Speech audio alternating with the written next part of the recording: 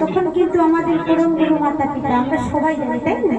কিন্তু যখন আমাদের মেয়েদের বিয়ে হয়ে যায় তখন কিন্তু আমাদের পরম গুরু স্বামী, স্বামীর অনুমতি ছাড়া আমরা কিচ্ছু করতে পারবো না। যেদিন হতে আমাদের বিবাহ হয়ে যায়, এই হাত স্বামীর হাতে অর্পণ করে দিই, ওই তুলসী পাত গঙ্গাজল সাক্ষী রেখে সেদিন হতে এই দেহ, এই মন, এই প্রাণ সব কিছু স্বামীর হয়ে যায়, আমাদের থাকে না।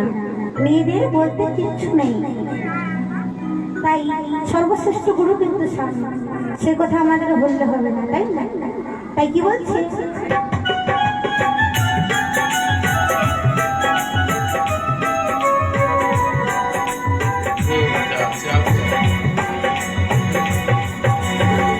শিক্ষা দীক্ষা গুরুর ঘরে